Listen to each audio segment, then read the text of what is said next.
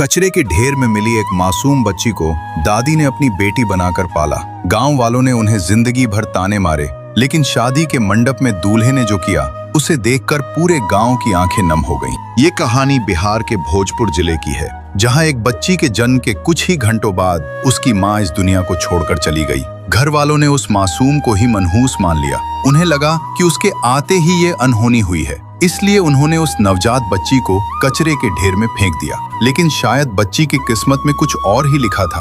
उसी रास्ते से एक बुजुर्ग दादी गुजर रही थी। जैसे ही उन्हें बच्ची के रोने की आवाज सुनाई दी, उनका दिल पिघल गया। उन्होंने उस मासूम को अपनी गोद में उठा लिया और अपने छोटे से कच्चे घर में ले आई। दादी की कोई संतान नहीं थी, वे अकेले जीवन गुजार रही थी। लेकिन उस दिन के बाद उनकी सूनी जिंदगी में खुशियों की रोशनी आ गई। उन्होंने बच्ची का नाम सरिता रखा और उसे अपनी बेटी की तरह पालने लगी। पहले दादी भीख मांगकर गुजारा करती थी, लेकिन सरिता के भविष्य के लिए उन्होंने सड़कों के किनारे सब्जियां बेचनी शुरू कर दी। समय बीतता गया, सरिता जवान हो गई और दादी की उम्र अब उनका साथ छोड़ने लगी। अब उनकी बस एक आखिरी इच्छा थी, मरने से पहले अपनी बेटी को दुल्हन बनते देखना। उन्होंने सरिता का रिश्ता शहर के एक अच्छे परिवार में तय कर दिया, लेकिन अब दादी को दहेज की चिंता सताने लगी। उन्होंने गांव वालों से मदद मांगी, मगर मदद की जगह उन्हें सिर्फ ताने मिले। इस अनाथ लड़की को कौन अपने घर की बहू बनाएगा? न इसके सिर पर माँ बाप का साया है, न देने के लिए दहेज। हर ताना उनके दिल को अंदर ही अंदर तोड़ रहा था। फिर दादी ने अपने जीवन भर की जमा पूंजी, अपने कुछ गहने